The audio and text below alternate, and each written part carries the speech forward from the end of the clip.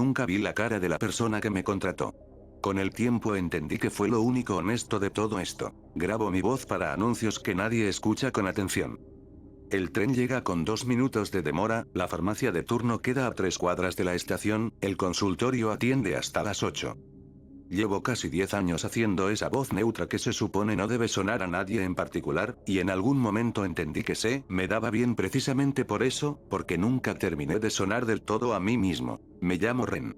Tengo 32 años, y hasta hace poco tuve otro trabajo aparte de ese, uno que no figura en ningún currículum que haya entregado después. Duró casi 4 años. Todavía hoy, cuando alguien me pregunta a qué me dedico, dudo un segundo antes de responder, como si una parte de mí siguiera decidiendo si ese trabajo fue algo que hice, o algo que me hicieron a mí. Lo empecé porque necesitaba el dinero, como se empieza casi todo lo que después uno no logra explicar del todo bien. No cuento esto para que me creas, ya te digo. Lo cuento porque hace 3 semanas volví a poner esa cara que ya no debería tener en mi poder, sin que nadie me lo pidiera, y todavía no logro explicarme del todo por qué. Todo empezó con un aviso de esos que ya casi no existen, pegado con cinta en el pasillo de un edificio de producción donde a veces iba a dejar currículums. Decía, más o menos, que buscaban presentadores nocturnos para un programa de relleno, sin experiencia necesaria, pago decente por hora, un solo turno semanal de madrugada. Al final, en letra más chica, una condición. Debía usar la vestimenta y el rostro provistos por la producción durante toda la emisión. En ese momento pensé que era una mascota de canal, algo parecido a esos programas infantiles con un personaje fijo. No pregunté demasiado. Llamé al número, una mujer con voz cansada me citó para el jueves siguiente a las 2 de la madrugada, en un edificio que ya no tenía ni cartel en la entrada. El edificio en sí no era lo raro de esta historia. Viejo, con un ascensor que hacía ruido y carteles despegados de una aseguradora que ya no existía, nada que llamara la atención. Lo raro empezó después, y empezó tan despacio que durante meses ni siquiera lo noté como algo. El estudio era un cuarto sin ventanas en el tercer piso. Una silla, un fondo verde desgastado en las esquinas, una sola cámara sobre un trípode con una lucecita roja, y un escritorio donde una caja de cartón esperaba con mi nombre escrito a mano en la tapa. Adentro estaba la máscara. Era de un material parecido a la resina, liviano, con el pelo cosido hebra por hebra, oscuro y largo, que caía sobre una cara blanca de rasgos simples. Ojos grandes pintados con un brillo falso y aberturas disimuladas a la altura de la pupila, boca pequeña, cejas casi invisibles. No parecía un disfraz de tienda. Tenía adentro un forro de tela suave, como si alguien la hubiera diseñado pensando en que iba a usarse muchas horas seguidas. Una nota escrita a mano decía: colóquesela antes de las 2:58. La transmisión comienza a las 3 en punto. No se la retire hasta que la luz roja se apague. Nadie me explicó el resto en persona. Todo llegó por un auricular pequeño que encontré junto a la caja. Cuando me lo puse, una voz de hombre, tranquila, casi aburrida, me saludó y me dijo que me sentara frente a la cámara. Se presentó solo como el director. Nunca me dijo su nombre real, y en 4 años jamás lo vi entrar al edificio ni salir de él. Las instrucciones esa primera noche fueron simples. Sentarme derecho.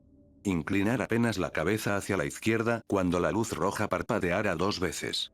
Sonreír, pero sin mostrar los dientes. Saludar con la mano cada tanto, como si reconociera a alguien entre el público. No hablar, salvo que él me lo indicara por el auricular.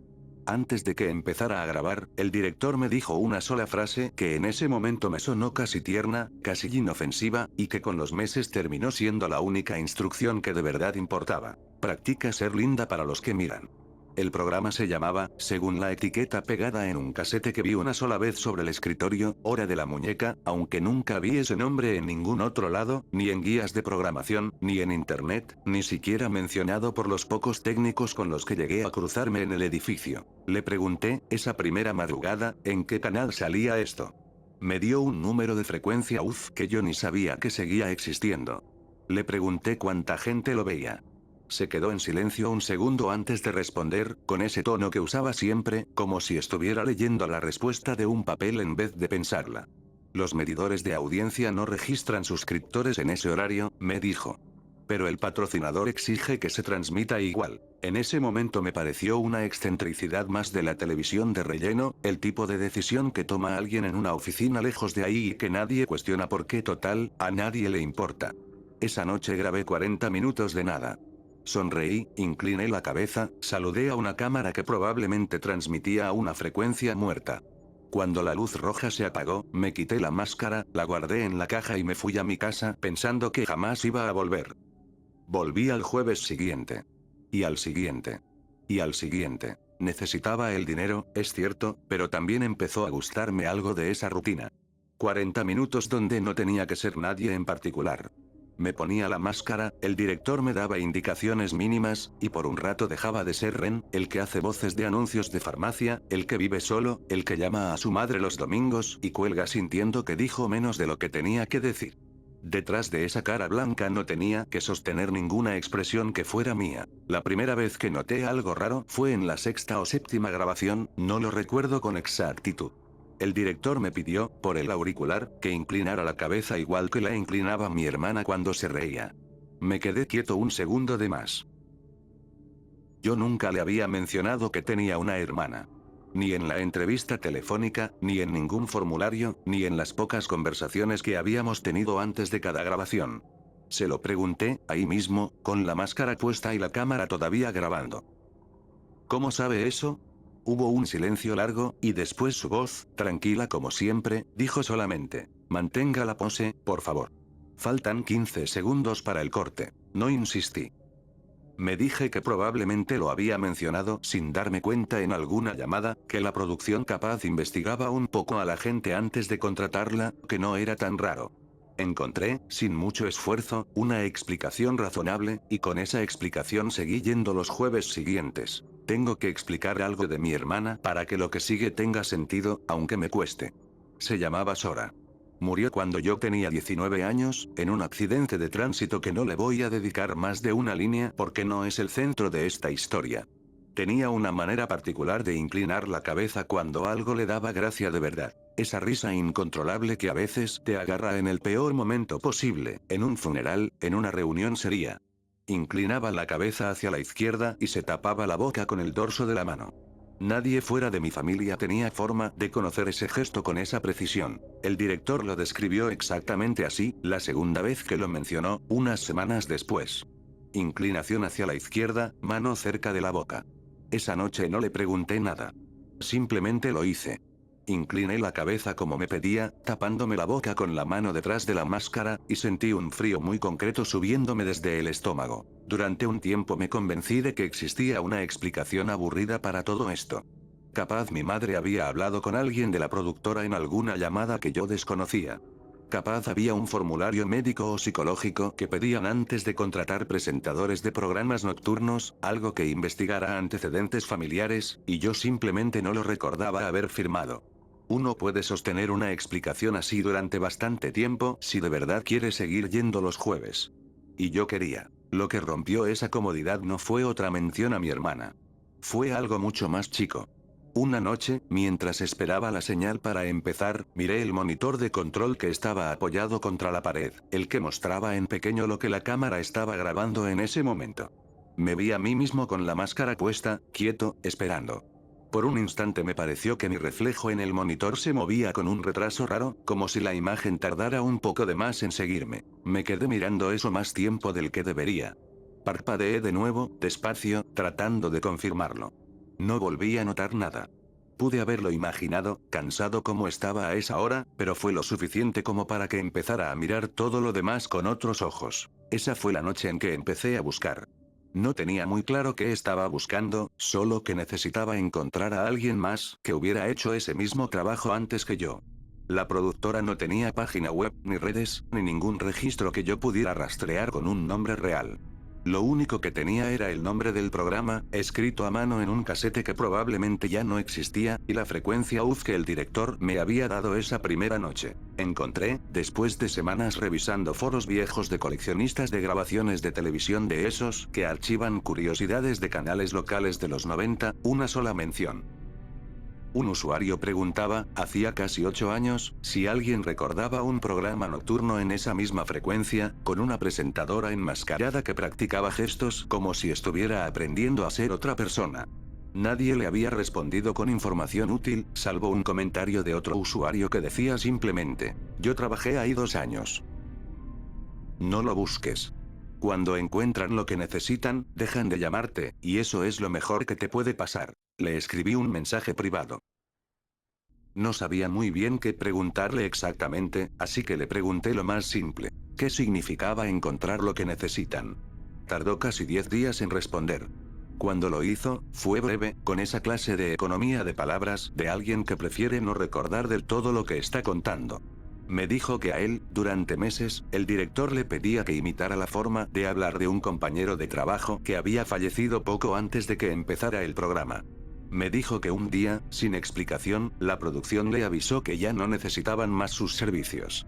Me dijo que 2 semanas después, la esposa de ese compañero fallecido lo llamó, llorando, para preguntarle si él sabía algo de un video que le habían dejado en la puerta de su casa, sin remitente, donde aparecía alguien con la voz exacta de su marido, diciéndole cosas que solo su marido podía saber.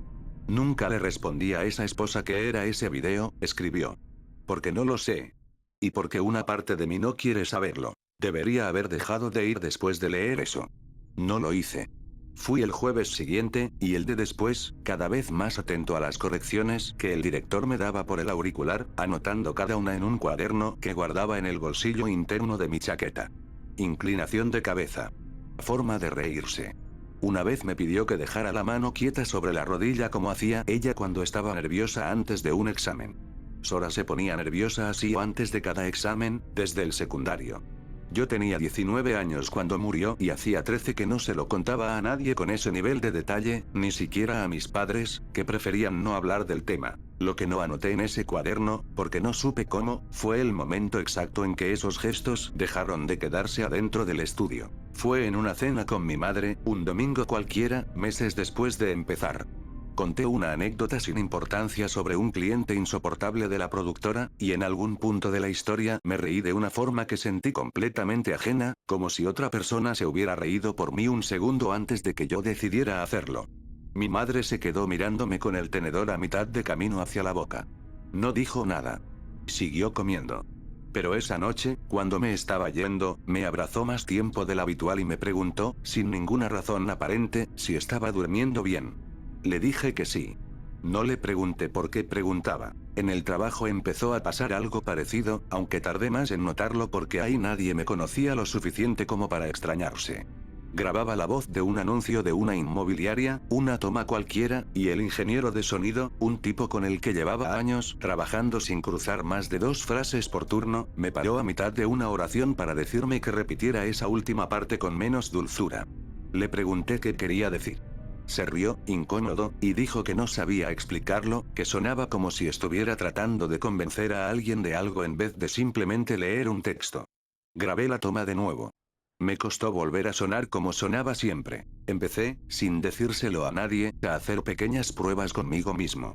Delante del espejo del baño, antes de ducharme, intentaba reírme de la forma en que me reía yo antes de todo esto, la mía, la de antes de la máscara, y descubrí que ya no la recordaba con precisión.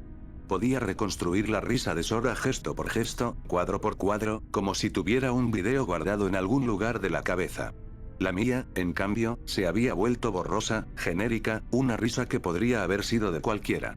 Me asustó menos perder eso de lo que debería haberme asustado. Hubo una tarde, ya bastante después de la conversación con el ex compañero de foro, en la que fui a lo de mis padres a buscar unas cajas viejas y terminé, sin buscarlo, revisando fotos de cuando Sora y yo éramos chicos. En una de ellas, los dos en la cocina con la luz apagada por un corte, ella con 10 años sentada frente a una vela, la misma foto que mi madre siempre tuvo enmarcada en el pasillo. Me quedé mirándola mucho más tiempo del que pide una foto vieja cualquiera. En algún momento dejé de estar seguro de si el recuerdo que tenía de esa noche era mío, algo que yo había vivido y podía contar desde adentro, o si ya era un recuerdo que estaba empezando a mirar desde afuera, como si lo estuviera viendo por primera vez a través de otros ojos. Una madrugada, antes de que empezara la grabación, decidí preguntarle directamente al director para qué estaba entrenándome. No usé esa palabra, entrenándome, en el momento, pero es la que mejor lo describe ahora que lo pienso con distancia. Le pregunté qué pasaba con toda esa información sobre mi hermana, quién la estaba usando y para qué. Hubo un silencio más largo que los anteriores. Después me dijo, con la misma calma de siempre, algo que no pude anotar en el cuaderno porque me temblaba demasiado la mano. No estamos entrenando un personaje, Ren. Estamos entrenando una posibilidad. Le pregunté, con la voz que ya no me salía firme, ¿quiénes eran los que miran? Nunca respondió esa pregunta. Solo repitió la frase de siempre, más despacio que nunca. Practica ser linda para los que miran. Faltan 10 segundos para el corte. Esa noche, cuando terminó la grabación, no me fui directo a mi casa. Volví al día siguiente, de tarde, con la excusa de dejar una carta de renuncia en la recepción del edificio, aunque en realidad quería ver con mis propios ojos qué había detrás de esa puerta con la que solo me había cruzado de madrugada. La recepción estaba vacía. No había recepcionista, ni cartel, ni ningún movimiento en ninguno de los pisos que revisé. Subí hasta el tercer piso. La puerta del estudio estaba entreabierta. Adentro, la cámara sobre el trípode tenía una capa fina de polvo, del tipo que se acumula durante meses, no durante una semana entre grabación y grabación. El cable que conectaba la cámara a cualquier sistema de transmisión terminaba cortado, sin ningún equipo del otro lado. No sé cuánto tiempo llevaba esa cámara sin transmitir nada. No sé si alguna vez transmitió algo. Tampoco sé con quién había estado hablando por ese auricular cada jueves durante casi 4 años, si es que había alguien del otro lado ubicado en algún estudio real, en algún edificio distinto, escuchándome respirar detrás de una máscara mientras me explicaba, con paciencia, cómo inclinar la cabeza igual que mi hermana. La caja con la máscara ya no estaba sobre el escritorio. Nunca volví a encontrarla ahí, ni ese día ni ningún otro. Renuncié de la única forma que pude. Simplemente no volví los jueves siguientes. Nadie me llamó para preguntar por qué. Nadie, tampoco, me devolvió el depósito de garantía que había dejado por el equipo, ni volví a recibir un solo pago pendiente. Es como si, del otro lado de ese trabajo, nunca hubiera existido una nómina, un horario, una persona real haciendo entrar y salir el dinero de una cuenta. Pasaron casi 2 años desde entonces. Volví a mi rutina, a las voces de las farmacias, a los domingos con mi madre donde seguimos sin mencionar a Sora más de lo estrictamente necesario. Casi había logrado convencerme de que todo esto había sido, en el peor de los casos, una experiencia extraña con una productora fraudulenta, un esquema raro de manipulación psicológica sin ninguna explicación más grande detrás. Hace 3 semanas me desperté a las 3 de la madrugada sin ningún motivo. Fui a la cocina a tomar agua y, al pasar frente al espejo del pasillo, vi que estaba sonriendo. No el gesto automático de alguien recién despierto. Una sonrisa cerrada, sin dientes, con la cabeza apenas inclinada hacia la izquierda, la mano derecha subiendo despacio hacia la boca antes de que yo terminara de decidir moverla. Me quedé mirando ese reflejo durante mucho más tiempo del que hubiera querido admitir. No sé si algún día voy a entender qué era exactamente lo que estaban entrenando en mí durante esos 4 años, ni para quién, ni si esa posibilidad de la que hablaba el director sigue esperando en algún lugar a que yo termine de aprenderla del todo. Lo único que sé con certeza es que en algún cajón de mi casa todavía guardo un cuaderno lleno de anotaciones sobre la forma exacta en que se reía mi hermana, y que cada tanto, sin que nadie me lo pida, me sorprendo practicando frente al espejo esa misma inclinación de cabeza, esa misma mano subiendo despacio hacia la boca. A veces, mientras lo hago, me escucho repitiendo esa frase en voz baja, como si todavía tuviera el auricular puesto. Practica ser linda para los que miran. Nunca supe quiénes eran. Lo que sí sé, cada vez con más certeza, es que todavía siguen mirando.